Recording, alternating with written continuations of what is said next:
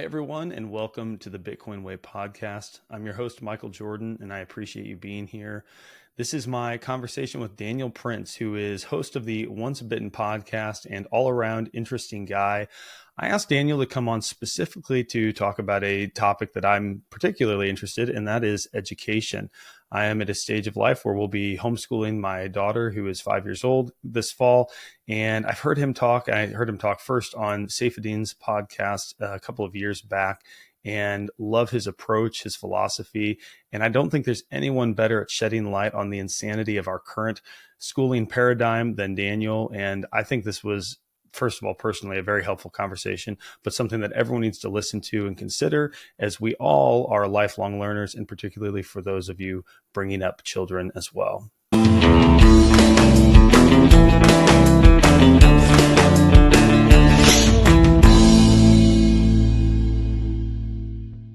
Alrighty, everyone. Like I said in the intro, I've got Daniel here. Daniel, welcome to the show. How you doing, mate? Thanks for having me on, Michael. I'm good. Hey, I'm really looking forward to this. I told you offline, this is sort of a selfish conversation for me. I have a 5-year-old daughter who is starting kindergarten, or I guess the grade doesn't really matter. She's beginning, I guess you could say, more formal schooling in the fall. And we're a few months out and trying to figure out the best way of approaching this. We have made the determination to homeschool.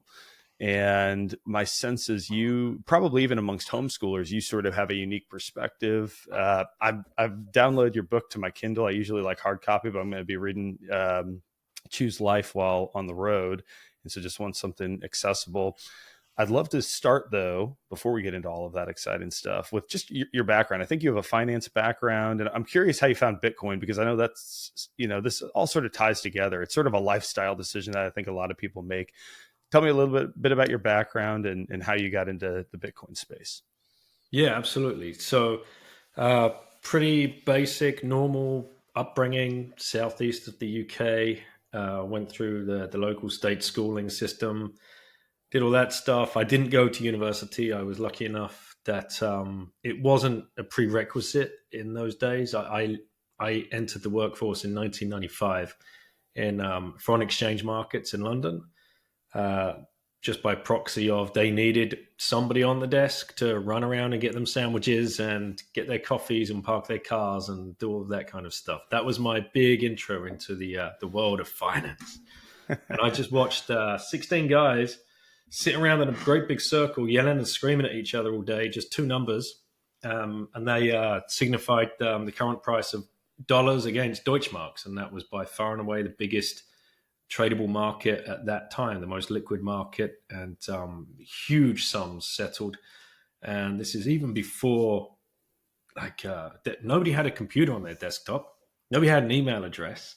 This was literally just on the phones and yelling and screaming. And it was an incredible place to be. Very unique environment. You got caught up in it for sure, especially when it was busy. Like the adrenaline would really start pumping. And I could see that these guys were earning a lot of money. So that was like the dangled carrot over my head. It's like, if I just stick this trainee season out, then I'll be all good. A few years later, I'm still a trainee. I started getting onto the desk a little bit, you'd holiday cover and things like that. And you'd start meeting some of the younger trainee traders. So you were starting to make a little network. And then the euro happened. And alongside that also happened AI, or basically just a little robot machine that could repeat two numbers better than a human being. And so I was thinking, oh my God, I was just about to get my chance and it's being rug pulled from, in front of my nose.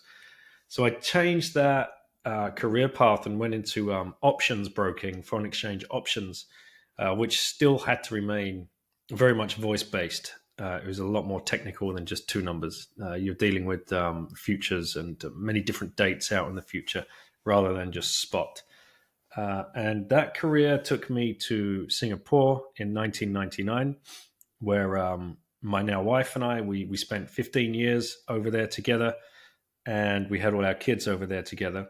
And it got to a point after so many years in that business that I knew I just couldn't do it anymore. It was coming for an end to me, coming to an end for me. We'd had the 4 kids. I wasn't seeing the kids. I was a lodger in my own home at the weekends, and nothing seemed to make sense. And then I read the book, The 4-Hour Work Week by Tim Ferriss, which turned my head upside down. And it made me realize I was just running on a hamster wheel that was designed for me to run on. And I was just this tiny cog in a huge machine. I had no idea of the mechanisms of how it really worked. I had no idea of the Cantillon effect. I had no idea. I didn't even know it was called a fiat currency. I'd brokered fiat currencies my whole career. They were just dollars, yen, and euro. They weren't called fiat.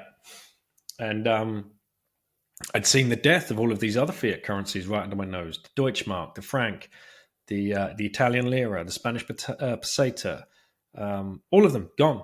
The Greek drachma, the Portuguese escudo. Yeah, out the window.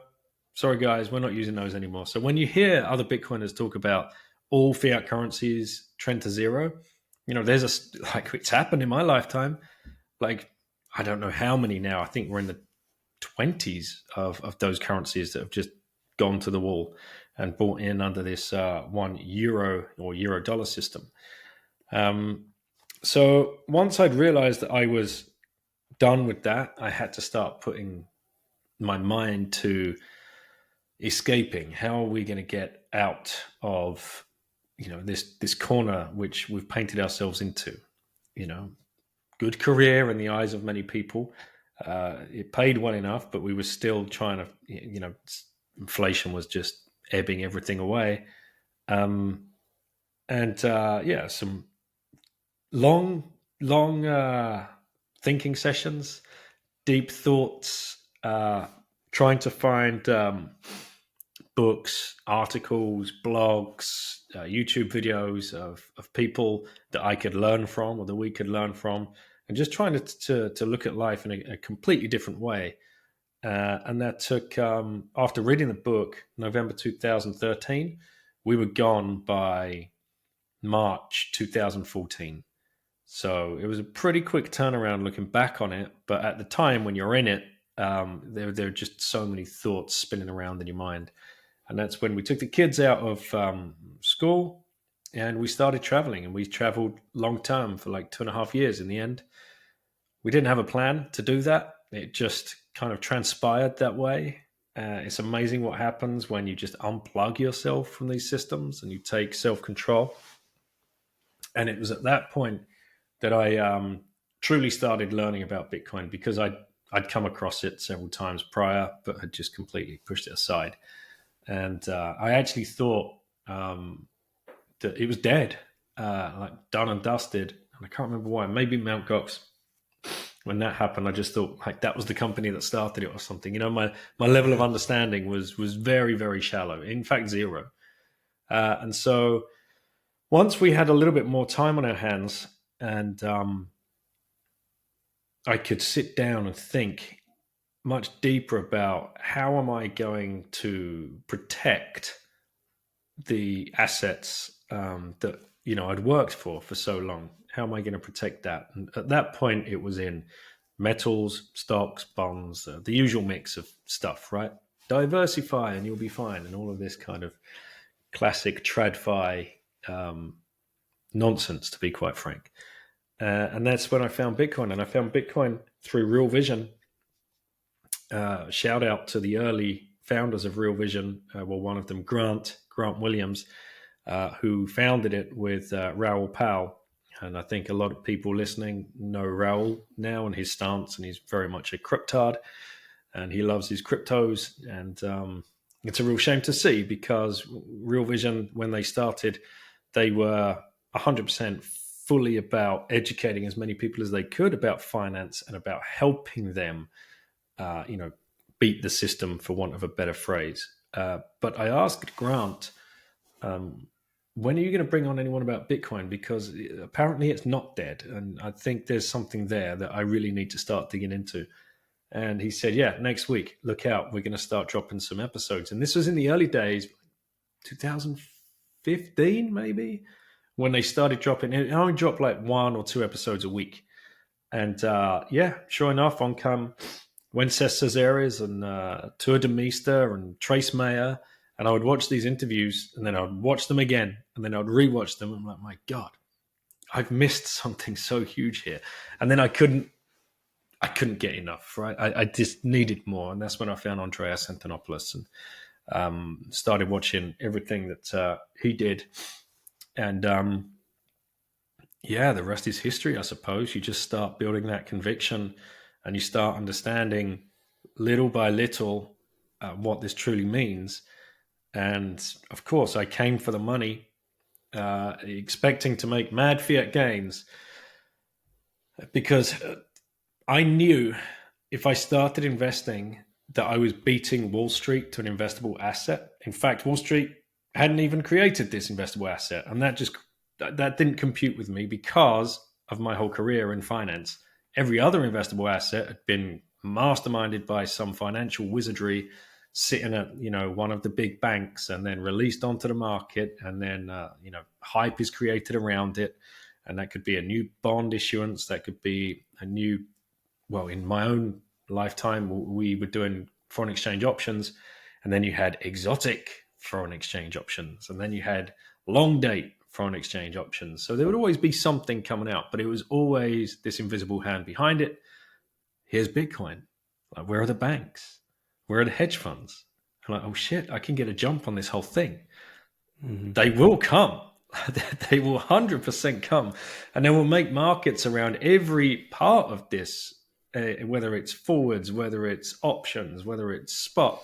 They're going to try and, stamp their authority over it one day. And there's only going to be 21 million. So I think I'll start buying some. And, my favorite meme in the Bitcoin space is came for the money, stayed for the money. Because when you realize what money is, when you go down that rabbit hole and you go and read the Bitcoin Standard and you go and figure out like the history of money and all the other books that help you put all of these pieces of the puzzle together, and how money is so like ingrained into our anthropology, our history, and how it lifted us from barbarism into civilization, and how it's the most important tool to express value and communicate with each other. And when you realize that, and then you realize how that's been captured, manipulated, coerced, and how we all are completely in chains to the the fiat currency issuer of whatever particular country that you live in, company, same thing. Then you really it all starts unwinding in front of your eyes, and your conviction over Bitcoin just gets stronger and stronger and stronger, and you start looking less and less at the price, and you become a calmer person because you've seen the light, you've seen the truth. You have to go through many stages, though. It's not an easy journey, as I'm sure you'd attest to. All right.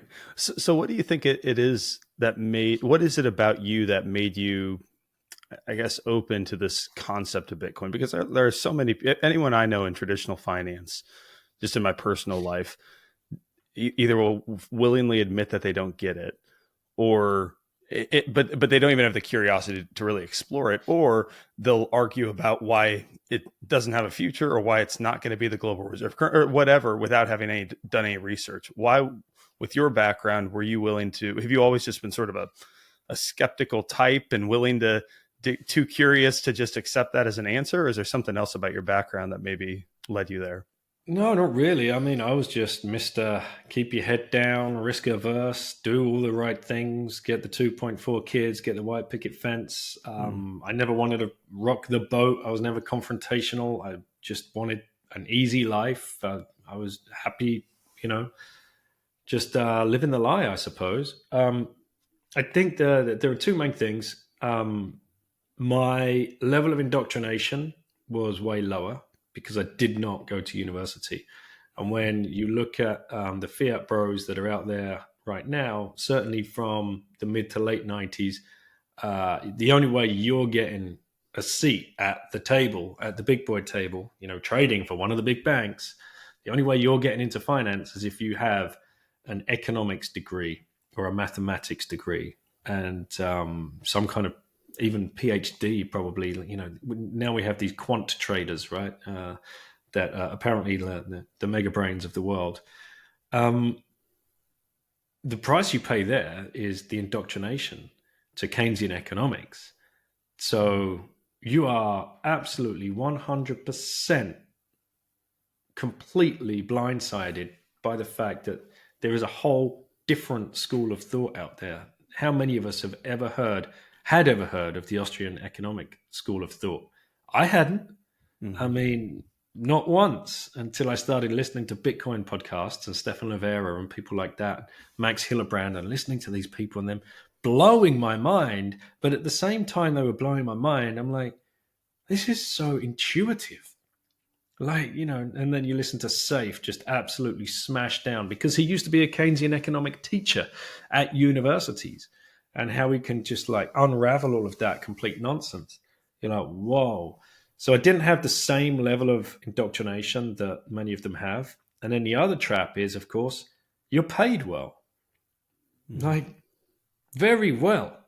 And you're playing into the trap of the sunk cost fallacy as well. So you've got the 4 years that you spent at college, and you're probably still trying to pay off that debt. And you've had the 4 years of total indoctrination to Keynesian thought.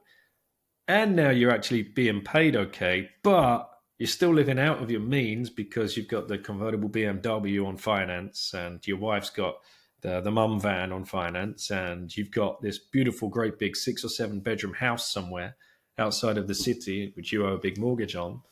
So when Bitcoin comes along and taps these guys on the shoulder, that represents the complete opposite world, like a parallel system. Most people they're not ready to look at it. They don't want to look at it, even though if they just invested in it, if they dollar cost averaged $1,000 a month into it, they'd release themselves. Everybody is still sitting there dreaming of retirement and retiring early, and Bitcoin would be that key.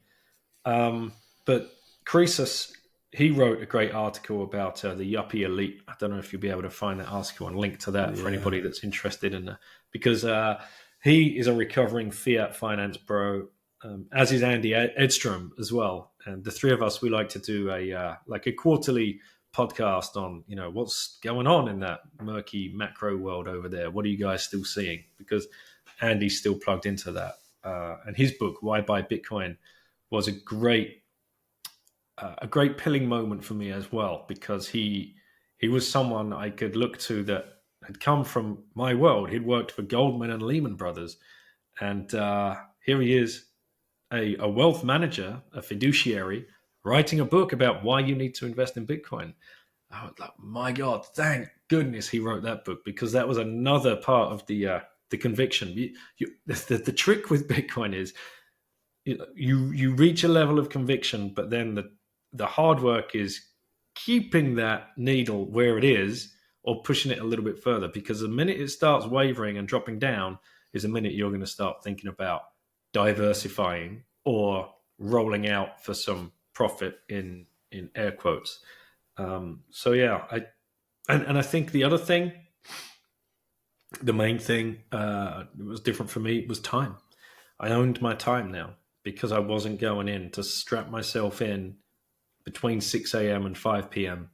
to be part of that matrix. It exhausts you. When you walk away, you are literally mentally drained. And you're going to go home and pick up books about Bitcoin once you've got home and you've seen the kids for an hour and a half and helped get them into bed, and then you had something with your wife, or you'll be going out with customers 2 or 3 times a week. And at the weekend, you want to try and find some kind of leisure time, but that might be, whatever, playing golf, playing a sport, going hiking, mountain biking, whatever it is you want to do, or you're running the kids all over the place. So time, you don't own it. It's someone else's. So once we unplugged from all of that, and we started living on our own terms, I had the time to do that. I had the time to sit down and watch an hour and a half video about Bitcoin or the history of money. Or I had the time to sit and read the articles and read the books, whereas most people don't. And that's huge.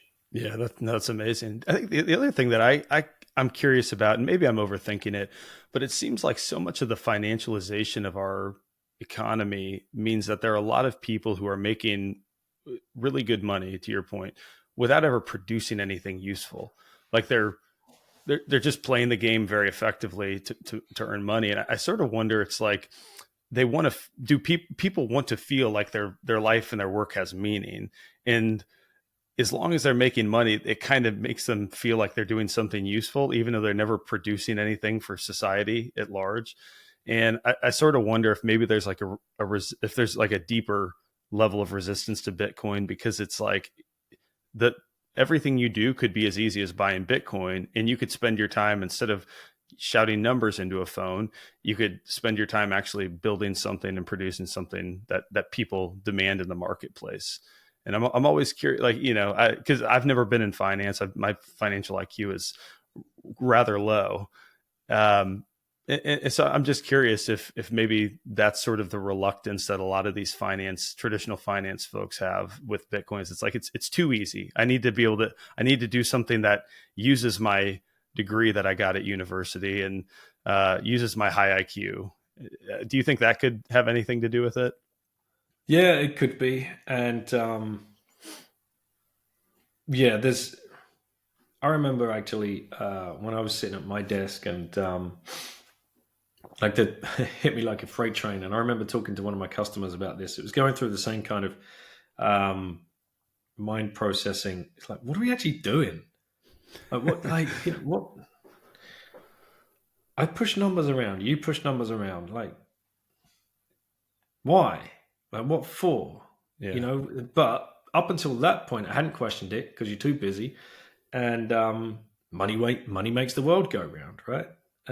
You trick yourself into believing that you are doing something very valuable for the economy, and the economy wouldn't be able to work if it were not for the people that were greasing the wheels of it in the background. So yeah, it's like an ego it's sort of an ego thing, and not to say that everyone's equally arrogant, but just you have to sort of, it's like any of the Bitcoin memes, you get it the price you deserve. It's a humility contest. All of that, I think, is maybe kind of what I'm thinking for a lot of these folks, and not just for them. I mean, for anyone. Yeah, absolutely, 100%. I think it's cope.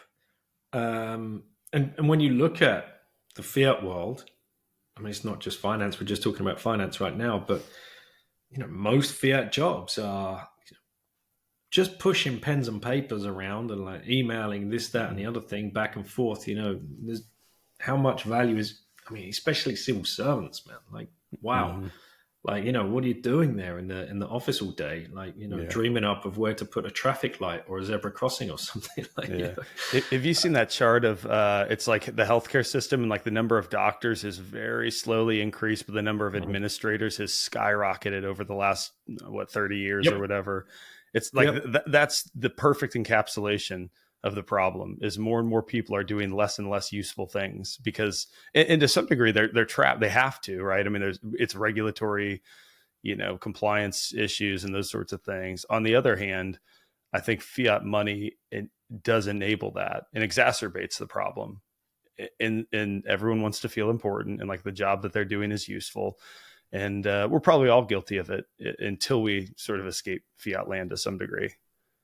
Yeah, 100%. And the same, if you look at WTF happened in 1971, they've got the same graph for the education system. And like, you've got a slow, steady increase of teachers and just this hockey stick of administrators.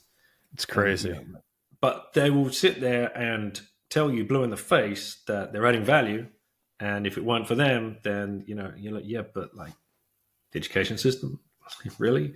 Yeah. Like, you think it's running okay? The health system? All right, okay. And then in the financial world, you had like this hockey stick of compliance, right? All of a sudden, bam, everyone's got to have compliance. And then that spills over into every other sector, more compliance. And then more recently, this ESG grift. And now everyone's got to have an ESG officer on their team. And now you've just got whole swathes of industry being carved out by this ESG, complete and utter nonsensical fiat dream world Mm-hmm. where we have a market, carbon credit market.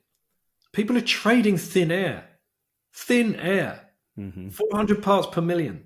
Like it just, but billions of dollars exchanged in fiat currency terms over carbon credits. Like it's absolute insanity that Yeah. like what fiat breeds. It The wouldn't be consequences. possible without cheap money. None of what you just described is possible without cheap money. Because if you have to compete with someone else who has no advantage to the no access to the money printer, you're going to fire everyone you just mentioned. Or you're never going to create the positions in the first place. But if tomorrow you had to compete on that level on an equal playing field, ESG, half of human resources, like all of the compliance, all these people, their jobs would just vanish. Yep. And think about entrepreneurs, small to medium sized enterprises, family businesses. When you are going up against the the government are competing in the labor market, they get to set the regulations. They get to screw around with the amount of currency that is in circulation. They get to set how much you pay your employees, and they get to set brand new jobs out of nowhere that you have to fill. And how on earth could you ever expect a business to run and compete against that? It's just how we've got here is just incredible, to be honest.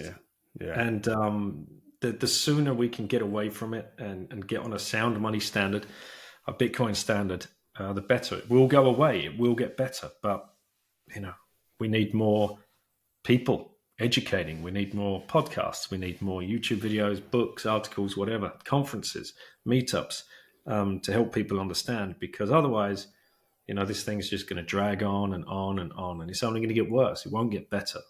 Yeah. Well, you brought up the sort of the topic here that I really want to dive into with you. The growth of the administrative function of the education system.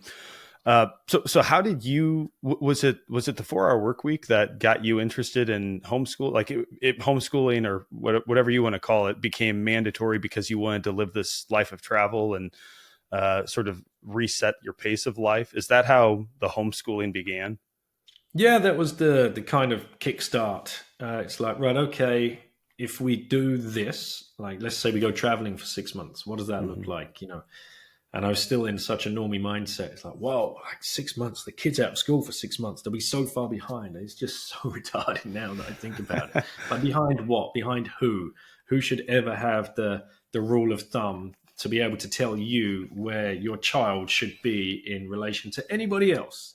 Like to have this idea that little Johnny should be able to read by 5 these 4 books and comprehend them. And if they don't, then there's something wrong. But if they do, and then they can read a little bit more than that, then they're special. Like it's just complete and utter nonsense. But that's the kind of, the first dark kind of thoughts that we've had to start unpacking. Is like, what does it mean for the kids if we take them out of school? And it's like, okay, well, let's find some resources. Let's look around. So this was back in early 2014. And you start looking about, and the first thing we found was the TED Talk by Sir Ken Robinson, which is titled, Do Schools Kill Creativity? And he delivered that talk in 2006. And today, it's still the most downloaded and widely watched TED Talk of all time. Number 1. Like, it's unbelievable. If nobody's seen it, please go back and watch it. And poor old Sir Ken has passed away since. But he did incredible work. He wrote some books as well.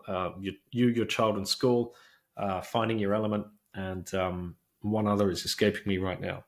But watching that video was huge. And then I found he had another one as well, which like followed it up. And it's like, wow, okay, that's just smashed down a lot of worry right here. And then you find other people just by digging around. It's like, okay, well, who's this John Taylor Gatto guy?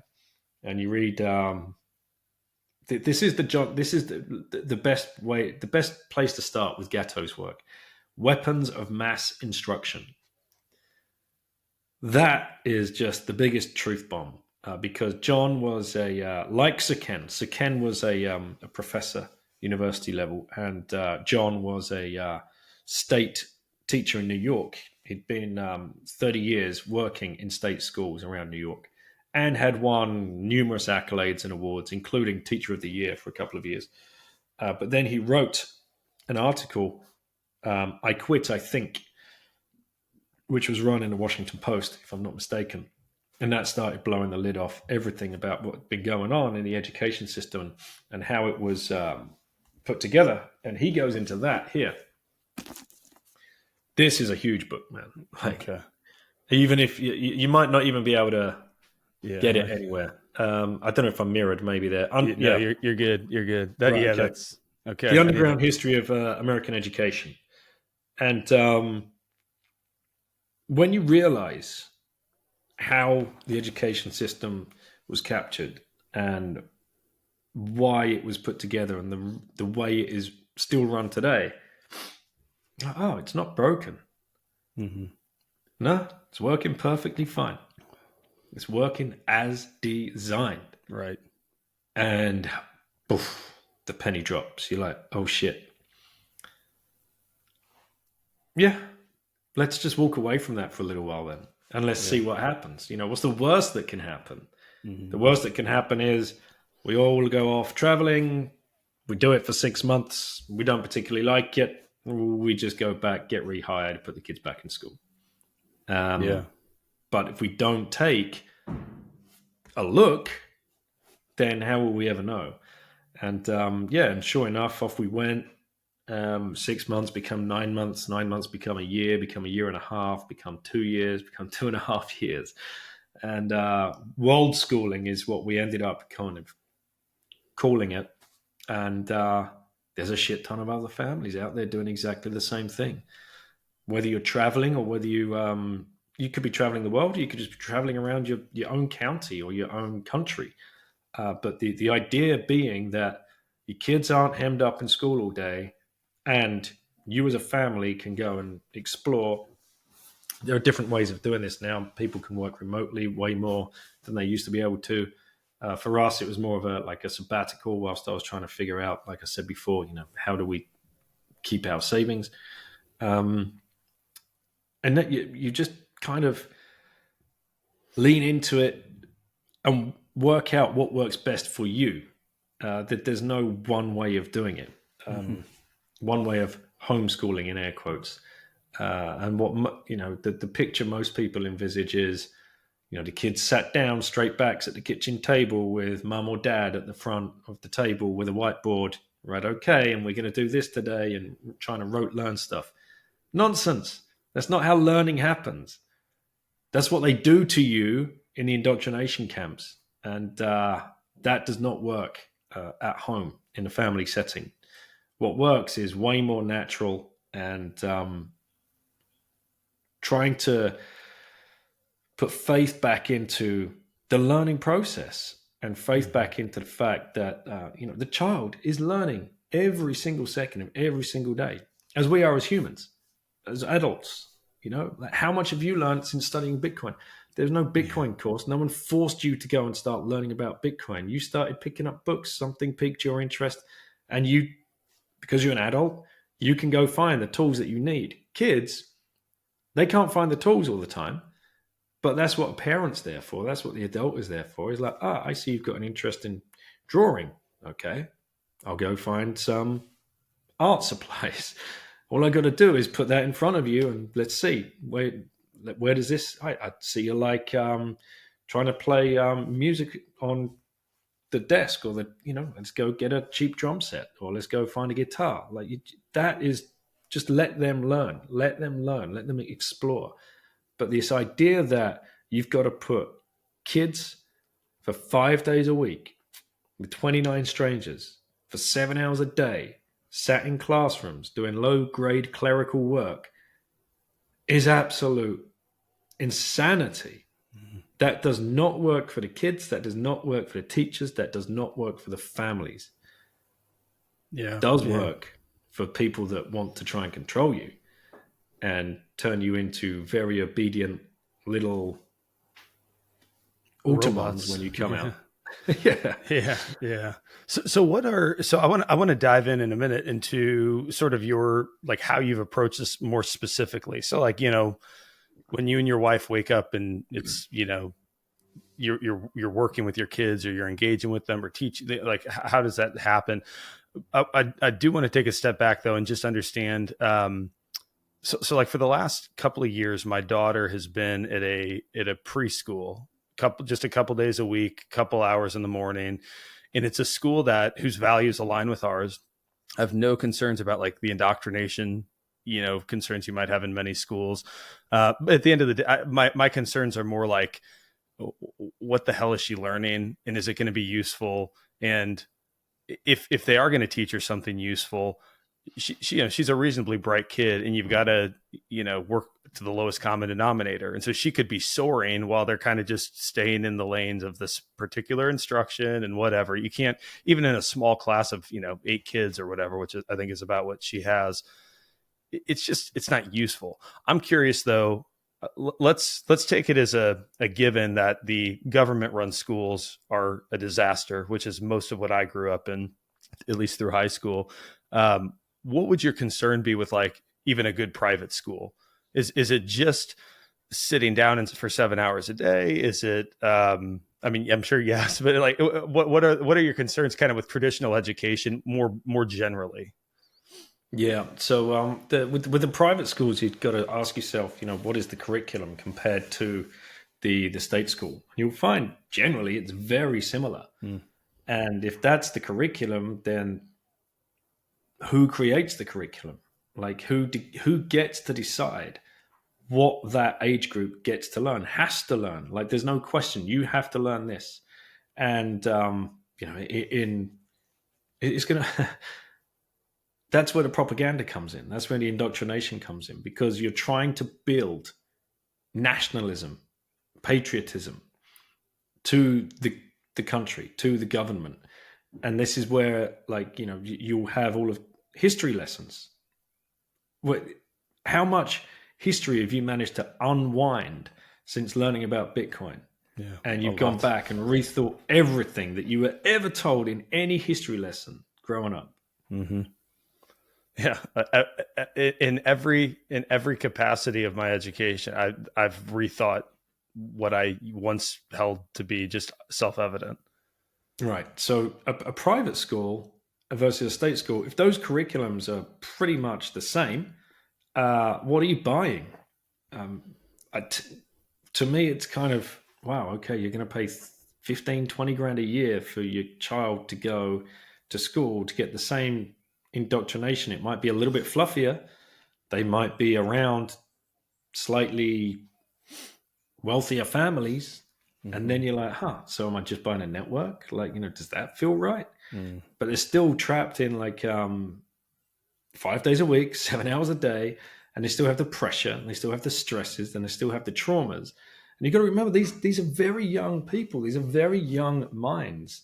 I push everybody to read this book. It's called Hold On to Your Kids by Gabor Mate. I'm sure a lot of people have heard of Dr. Gabor Mate. And he goes into it, why parents need to matter more than peers. Mm-hmm. And this is all about the breakdown of the family. And this is so true when you think about, if you're giving your child up to, whether it's a private school or whether it's a state school, you're giving your child up at the age of 5 to be brought up by the peers that they're surrounded by, 15 to 25, 15 to 30 other kids, and one flapping head at the front of the room that is being told what to teach, when to teach, how to teach, and why to teach it. I don't see too much difference between a private school setting and a state school setting. Yeah, I think you're I think you're probably right. The only for me, I think there's so much non-educational nonsense that happens in a typical government-run school nowadays that I think can be avoided in a good private school, and with where you can be more assured that your values do align. But I think at the end of the day, that's been my concern with it's like I simply don't care about the stuff that they're teaching or that they would teach my daughter if we sent her to that school. Like she's not gonna learn Austrian economics. She's not gonna learn about Bitcoin. She's not gonna learn about all of the things that like will completely shape her ability to think as an adult. And for me, it's like that's the ultimate miss. Like she hasn't been educated, no matter how long you do it, it's still not education. Yeah. It's just nonsense. What are they going to tell her? Well, they're going to tell her the planet's going to fall out of the sky.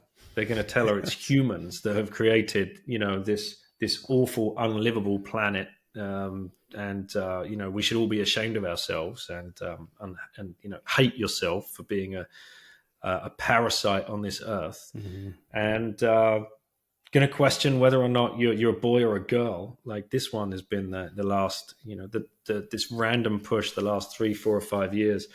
And and not only that, be shamed into,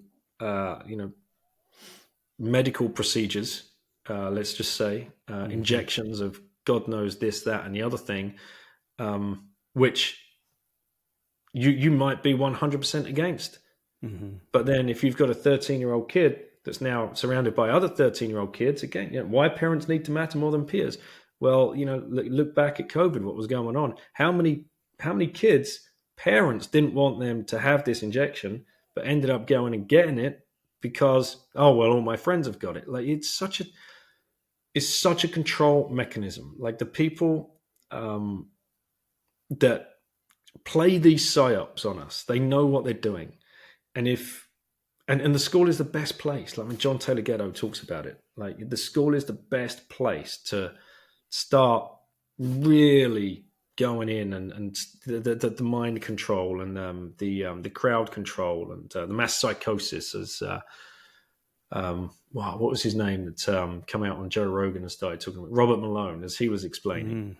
It's the breeding ground is getting all of people marching in the same unison, look across Europe. Most that's not true in the UK, certainly 100% in the UK.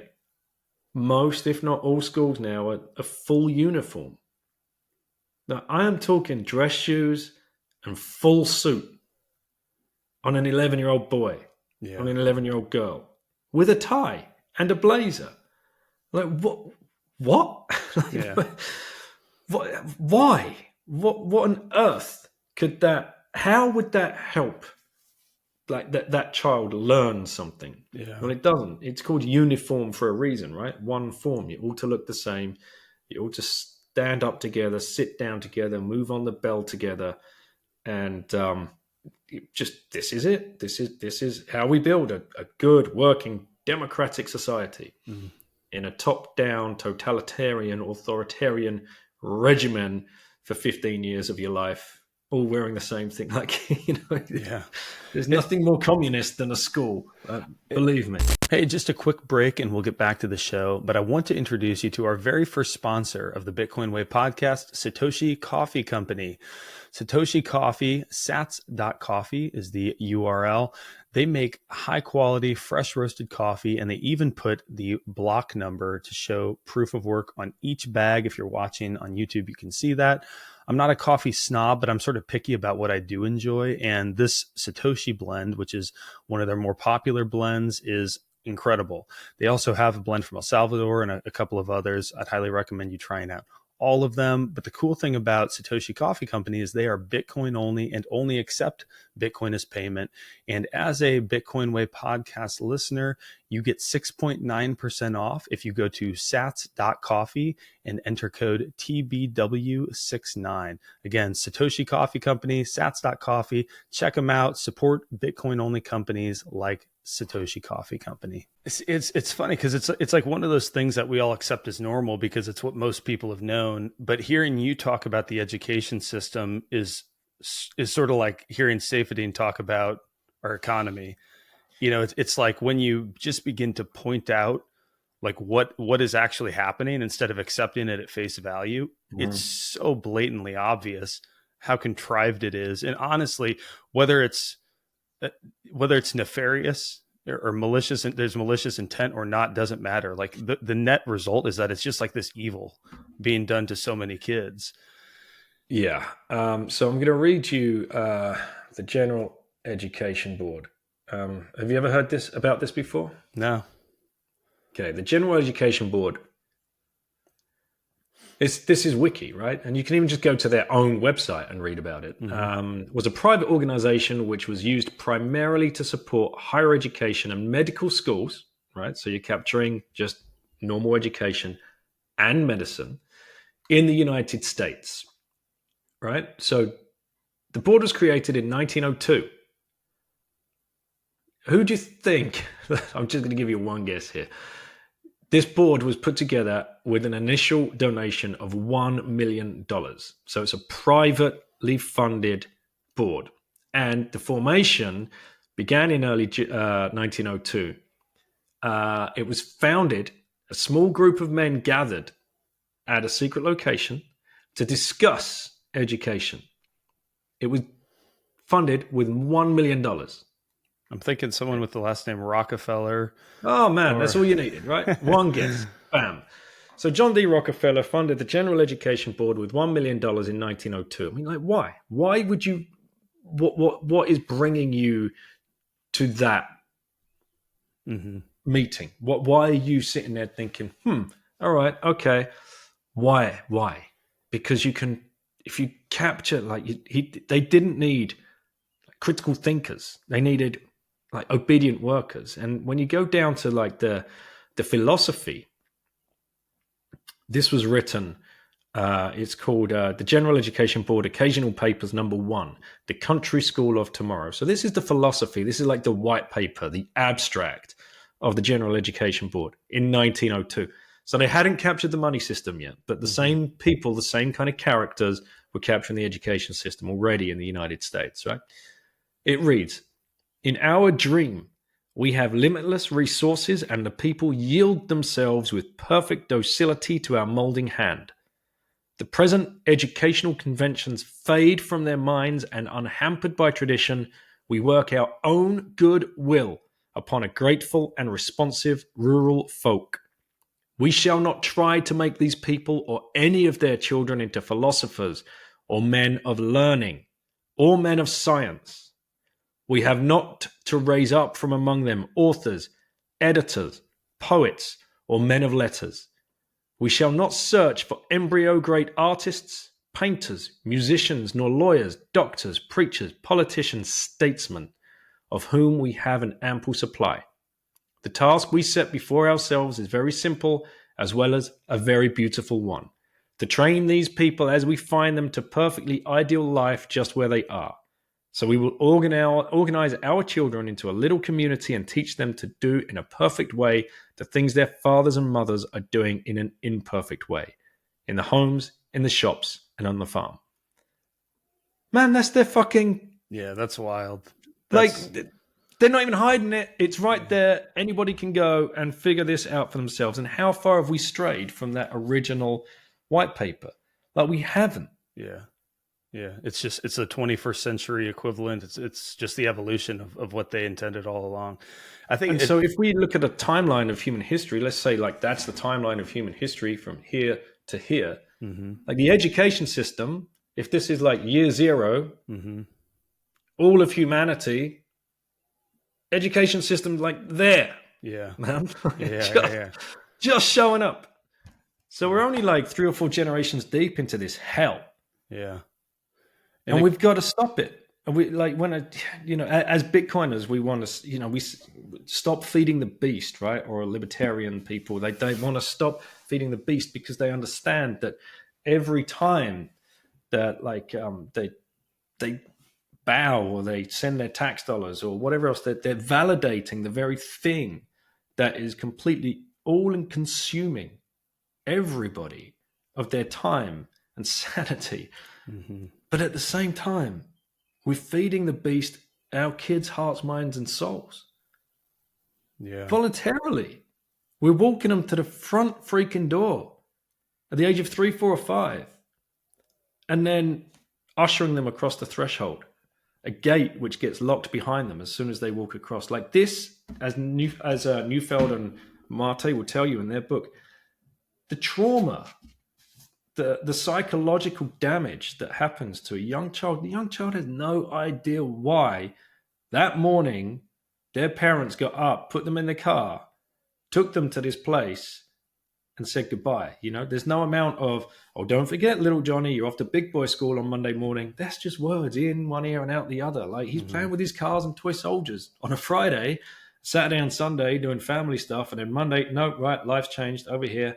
This great big indescript building, awful government looking box building, gray, full of just complete strangers. And your mother says, all right, have a good day. Off you go. How many times have you seen kids crying, walking away from their mothers across a playground?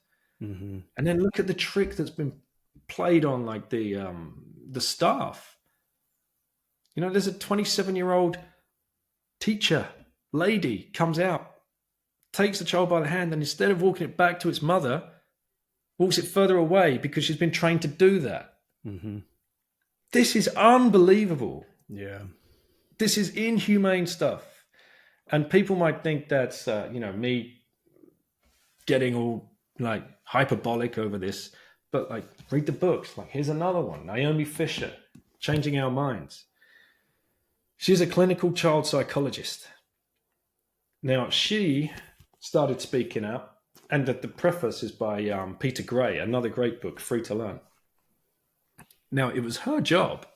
She worked within the system, and I've had all of these authors except Gabor Mate on the podcast, so you'll be able to go back and find them. She was, as a clinical child psychologist, she was working within the system in the UK under the NHS to diagnose children with ADHD or ADD. And it suddenly hit her.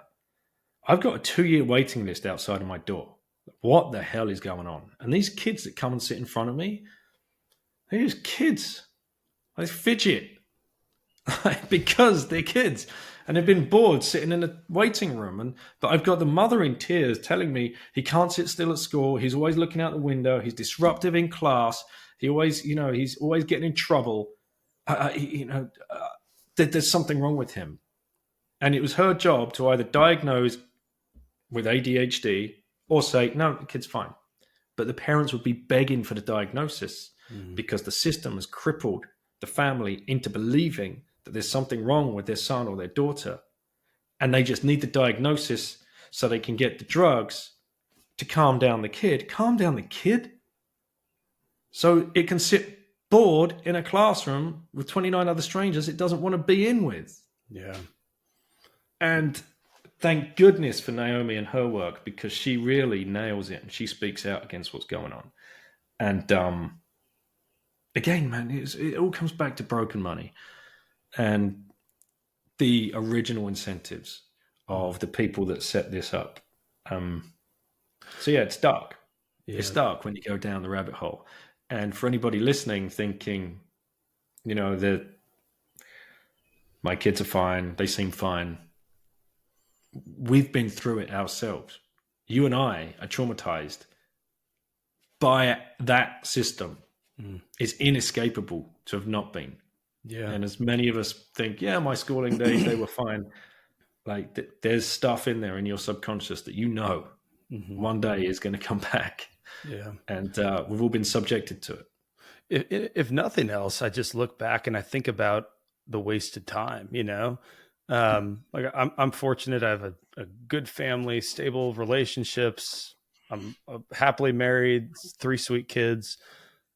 But I look back and and this is kind of especially for my son. I mean, I want the best for all of my kids, but like as a man and looking at I think about all the things I want my son to know and understand and be able to do and to be capable of. And it's like, it's not only unachievable in any sort of tradition, in sort of the traditional world in which we live, it's it's counterproductive, right? I mean, I want him to be strong and capable and competent and to know what to do with whatever he faces or to be able to figure it out. Right. And it's like, to your point, what was the general board, Yep.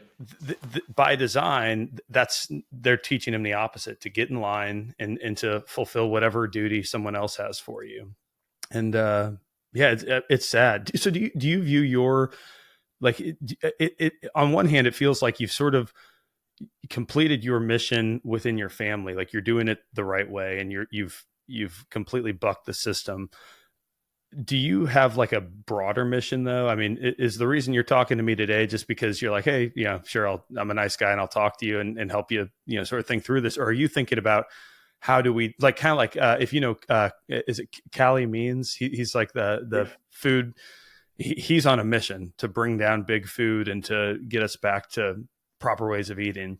Do you sort of view yourself as that for education, or are you kind of like, everyone else can figure it out, I'm just going to kind of preach what I did? Yeah. I mean, there are so many great people, trailblazers, that are doing incredible work. I've spoken about many of them already. There's another one, Corey DeAngelis. Again, he's been on the show. He's been on Safe's show as well. And Safe and Corey and we did a panel in Miami, 2023, about the education system. And he's a real trailblazer. I mean, and he doesn't even have kids. Like, he doesn't have kids. I didn't know that. No, he's newly married. But he's been on, like, he got pilled by John Taylor Gatto and the work of others as well that came before us. So I see. I mean, well, I have my own book, right? Choose Life. And that is all about our journey and how we did it and how we put these pieces of the puzzle together and why we did it, and the decisions we faced and the challenges we faced and the successes we faced. I hope that my story, our story, just brings just one little piece of confidence to another family, one little piece of conviction that the best story I've ever had is two nice stories.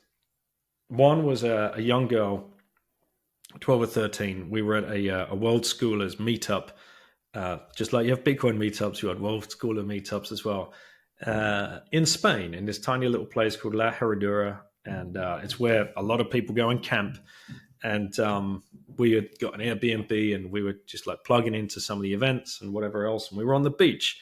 Kids were playing Frisbee with all the other kids.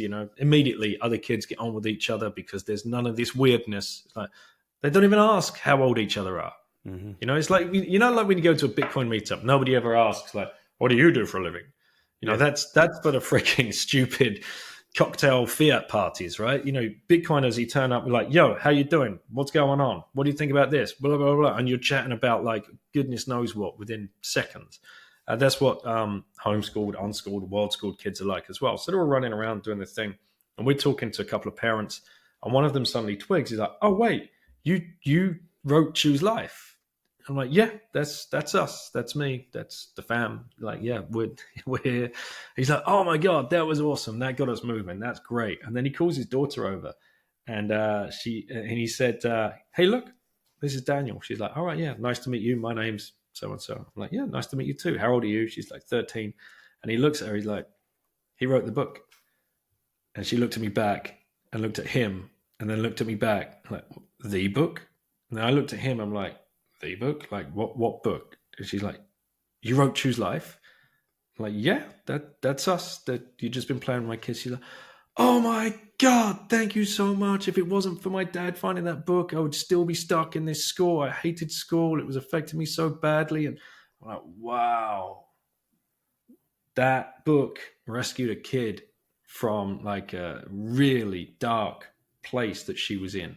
And now she spends all day with her mother and father, and they travel around in a camper van, and she gets to study what she wants to study, and she gets to hook up with kids, like-minded kids, when they go to these conferences and events and all over the place. And they'd figured it out as a family. I think it changed his life, changed his role, changed whatever. And you just do, because, what's the most important thing to you? Is it your kids' grades that you are secretly hoping that they get so you can talk about it and boast about it with, your social construct? Mm-hmm. Or are you worried about the actual well-being of your child? Right. And how do you help bring them up to be the person that they are supposed to be? If we were all given that, where could humanity be, mate? For the last 150 years, we hadn't locked kids up for 15 years, between 5 and 20. None of us would be the person we are today. We would all be completely different. And we would, contrary, and this is what it said in the General Education Board, right? Imagine giving a kid the time, instead of that 7 hours a day that they're locked up in a classroom, the time to lay down and look at the clouds in the sky and philosophize, or write, or sing, or create music, or play whatever sport that you wanted to play. Mm-hmm. Everything would look so different. Yeah. Yeah, you're right. The opportunity cost is beyond measure for what we've done to millions and millions of kids over the last however long, right? So first of all, that's an awesome story. I imagine if I had been in your shoes, I'd be crying that, that this kid's like, you're the guy who saved me. Like, that's such a cool thing. It was a goosebump moment. Oh, I bet. Yeah. I bet. Hey, do you have a couple more minutes? Are you good on time? Sure. Okay. Well, so that would have been a great place to wrap up the show, because it's an awesome story. I have some more sort of prescriptive questions to ask you, though. I'm just curious. So, like, what would like a normal day of homeschooling, world schooling, if you're at home, let's say or I guess if you're on the road, there's some level of education that you have to help facilitate, because your kid might just be like, I'm not going to read. I don't want to do anything. And they're just going to literally play all day. Mm-hmm. And I want them to learn Austrian economics at the very least. So what's sort of your approach to bring in some level of structure, I guess, to like the education process? That will absolutely depend on the child, the family. I mean, we have 4, right? No day looks the same. We use there are some online schools, not the right word, learning platforms, I suppose, which they choose. So it's OutSchool, and there's another one called Kubrio, Kubrio, and they choose like the subjects that interest them, and then they'll show up to like the online classes. They're like 45 minutes long, and figure out pretty quickly, first few weeks, whether or not it's going to be something that they gel with, whether this was a bad decision, I actually don't want to learn about this. I'm not vibing with the teacher, not vibing with the other kids on the class. So there's a little bit of maneuvering, trying to find the things. But now, like just this afternoon, my daughter's just finished a philosophy class, which she loves, and she's got a psychology class as well, which she loves. Yesterday I was doing a class with my son where it was about generations. So the teacher said, go grab a parent if there's one close by. And we sat there on the thing, and we were just like talking about different generations, did a little quiz. So that there's tools. The other thing you can do is hire outside help. So we have a French tutor that comes in once a week to sit with our twins.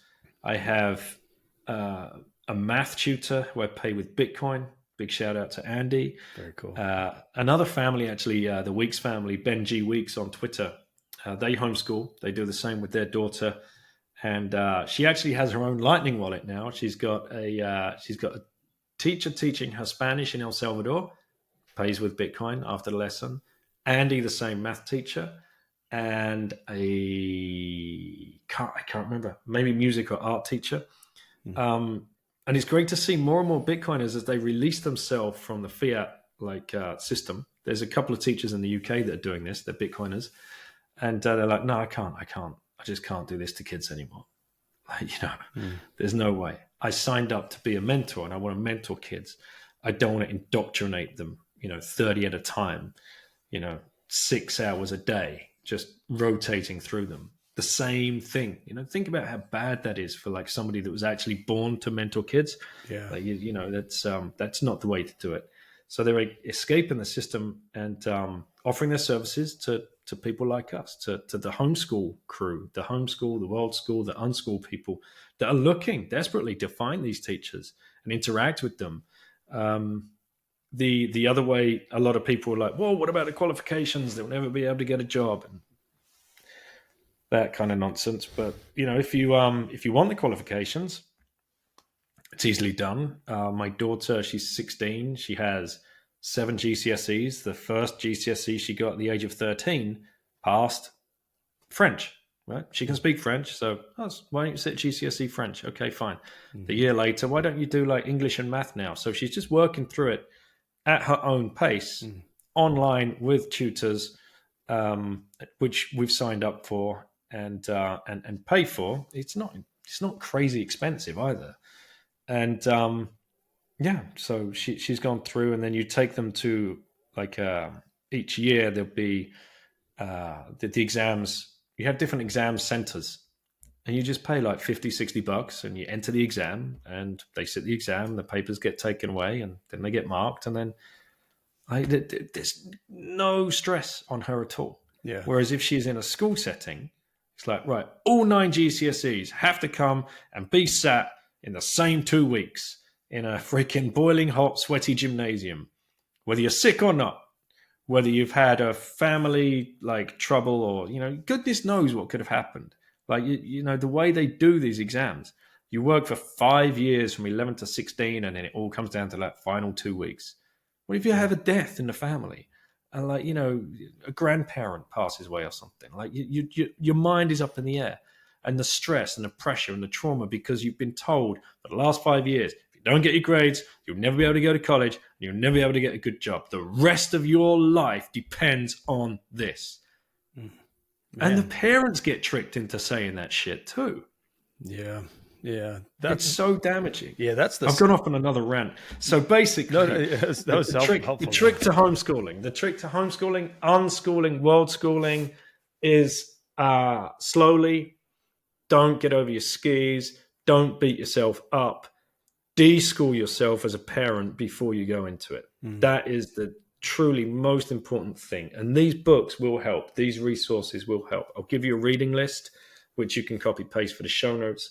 I'll give you a list, a tweet thread of all of the authors of these books that I've had on and talked about this, and other people as well.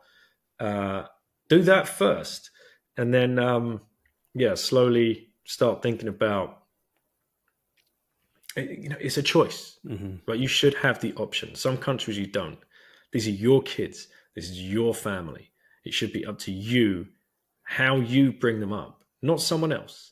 Yeah. Not someone else coming to the door at like the age of 3.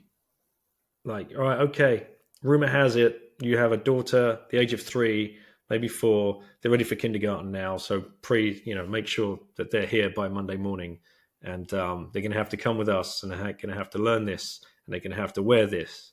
And you're like, yeah, your job's over now as a parent. Yeah. Man, I hope this conversation is as impactful for my wife as it is for me. I mean, I think we're both very much on board with, and so actually, well, I'd be curious. I think we're both very much on board with homeschooling for philosophical reasons.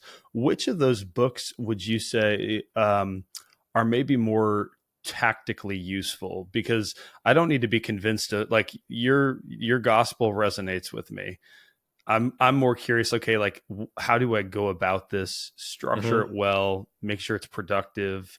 Yeah. Which are there like 2 or 3 maybe that you're like, these will help you, give you an idea. It's like, how do you execute on this new adventure? I'd say the best thing to do would get onto your local Facebook groups or whatever else and find your community, because there's one hiding out there and you just haven't found it yet, most likely.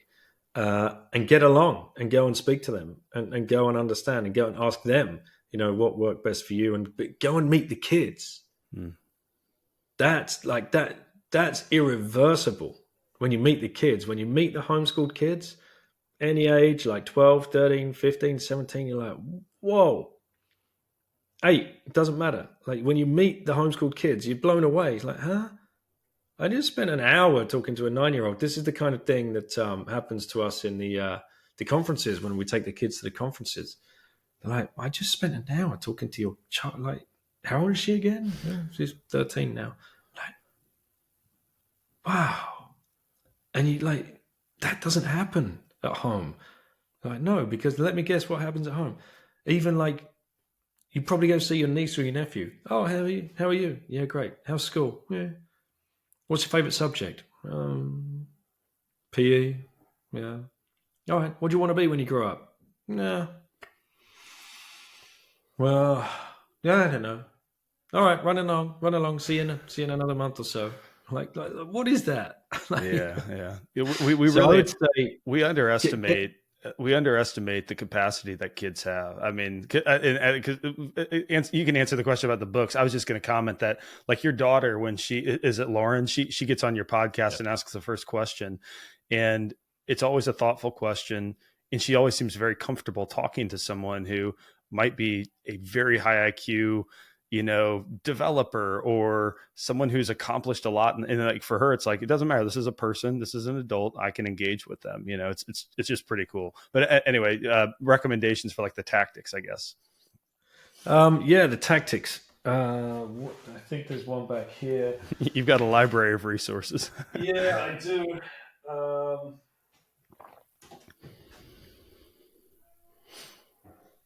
Why?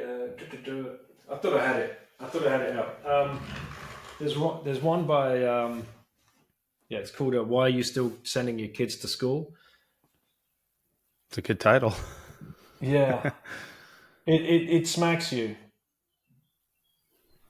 Why am I blanking on his name?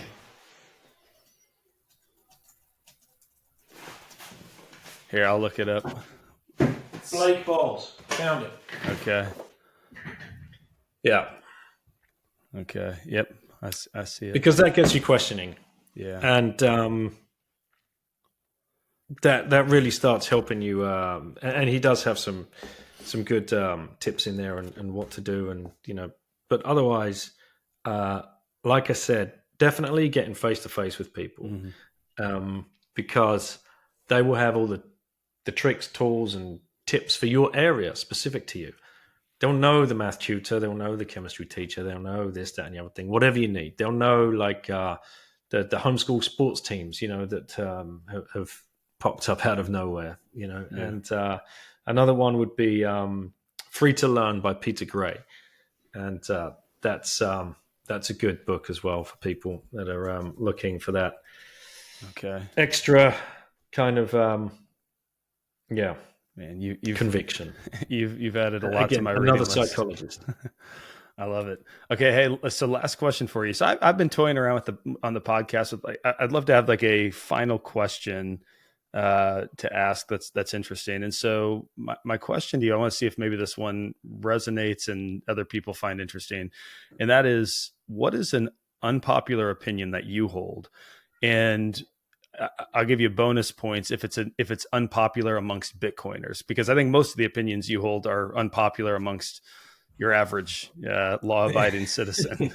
But anything goes. But if it offends some Bitcoiners, you get some bonus points. Oh, good one. No spam on the blockchain. Absolutely none. I think it's abhorrent. I think we've just when you think we're actually fixing the money, all of this nonsense starts sneaking onto the blockchain and bloating the UTXO set. Mm-hmm. It literally should just be a ledger to track transactions. That is what sound money is. Why we want monkey JPEGs or any of this other nonsense on there is just completely and utterly beyond me. And no, it's not a free open market, and the open market will decide, and it's good for miners, and all of this kind of language that come along with the release of these things. And if you go back to WTF happened in February 2023, that is a website that you can go find, and I've got a podcast on it with Bitcoin Mechanic and Giacomo Zucco, who they've been around a long time, and they've seen this action before. And when I started following the money behind Taproot Wizards, when they started with all the ordinals and whatever else, you can follow the money back to the big blocker dudes that are funding this kind of nonsense. They literally are spamming the Bitcoin blockchain. And I don't know the answer, but I do know we need more awareness, and we need more people waking up to it. And those people that do have the answer can get ahead of it, because it's very damaging, and it's very sad to see. But I know a lot of people they're happy to bury their heads in the sand, and Bitcoin, it's fine, it's all going to be good, don't worry about it. It's it needs more thinking about, and people, I think, need to take a closer look. Yeah, well, that's probably a good unpopular opinion. It's not unpopular with me. I couldn't agree more. And love Bitcoin Mechanic. We just he was on our pod, and always brings the heat. Love what he's doing as well in the space. So Daniel, I could probably ask you 1,000 more questions. I think that's probably a good place to wrap it up, though. I appreciate your time. I've got tabs pulled up with these books. I've got a big trip coming up, so I'll be reading many of them, including yours. Why don't you give a handoff? Where can people find you? You've got an awesome podcast as well. Maybe share a bit about that. Yeah, cool. Thanks for having me on. Thanks for everything that you guys are doing as well with your education push. Trying to help as many people about Bitcoin as possible is very, very important, especially the noobs that are coming in. There's a lot of language here that is not easily understood. So unpacking all of that is very important. So if you want to find the book, Choose Life, I point people to, I'm going to be in Prague signing copies. So if anyone's coming to BTC Prague, come over to the Consensus Network booth, find me. And if I'm not there, just grab a copy and I'll sign it if you come up to me at any stage. I'm always available. And you can use the code BITTEN. If you're going to BTC Prague, you'll get 10% discount. Go buy the book from bitcoinbook.shop and support a Bitcoin-only company. That same code applies. If you use the code BITTEN, you get 10% off. And if you pay with Bitcoin via the Lightning Network, you get another 10% off. So if you go shopping on bitcoinbook.shop, don't just get one Choose Life copy, get one of Knut's books or Seyfried's book or, whatever. And they've got many different languages as well. So gift books, get some and gift them out. And my podcast is called Once Bitten. And like you said, my daughter asks the first question of each show. And she's been doing that since she was 9. And so she's 13 now. So we've been at this for over 4 years. And yeah, you'll find everybody that you want to hear from on there. And not just Bitcoiners, because like I said, I've had a lot of these authors on talking about homeschooling, unschooling, and their books and their work and their field of expertise, like Naomi Fisher being a child psychologist.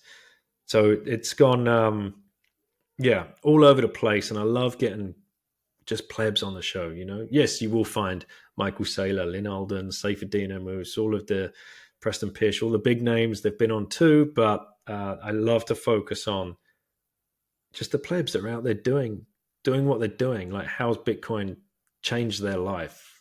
Why are they on this path? How did they find it? How's it changing their thinking? What are they looking to build? And I've met some of the most incredible people over the years doing that. So that's the place to find me. And on Twitter now, it's at Princey21M. If you want to come and find me on Twitter and follow my tweets.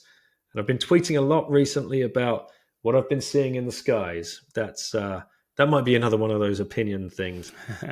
My opinion is we are living through an age of ridiculous geoengineering with solar radiation modification going on right above our heads, and nobody's paying attention to it. And everybody's just happy to lean back and, point the finger and say tinfoil hat wearer and conspiracy theorist, rather than actually take a step back, look up in the sky and, just admit to themselves that, that doesn't actually look right. Yeah. And try and do their own research into what's actually going on. Yeah. Well, Daniel, you're doing some amazing work. I really appreciate you taking time. Appreciate everything you're doing. Seriously, everyone listening, check out his podcast. You do have some amazing guests. And I think you're right. You know, we've all heard Lynn and we've all heard Michael Saylor. It's really fun hearing just, you know, your average person who's doing something cool and no one else would have ever heard about him. So we're grateful that you bring those folks on and chat with them about it. Thank you for having me on, man. Yeah, man. Good talking. Cheers. And that's a wrap. Again, I appreciate you being here. I hope you enjoyed this conversation with Daniel. I loved it. I certainly gleaned a lot of information from him. I'm going to read, I've like 5 or 6 new books on my list now that I need to take a look at, and I'll probably read as I'm traveling. Definitely check Daniel's podcast out. He has one of the more interesting podcasts, very diverse range of guests, very thoughtful people that he has on, and he's great at asking questions and digging into some very interesting things. Follow him on Twitter as well. Of course, if you need help with Bitcoin self-custody, if you want to secure your mobile device and your home network, we can help you with that as well. We've got a very talented team with extensive cybersecurity experience. You can check us out at thebitcoinway.com/podcast. You can also follow us on X at @thebitcoinway_. And then if you want to connect with me, if you have questions, comments, feedback, anything else, I'm on X as well, at the other M Jordan, and you can get my weekly Bitcoin Substack at blackhatbitcoin.substack.com. Until next time, this is Michael Jordan signing off.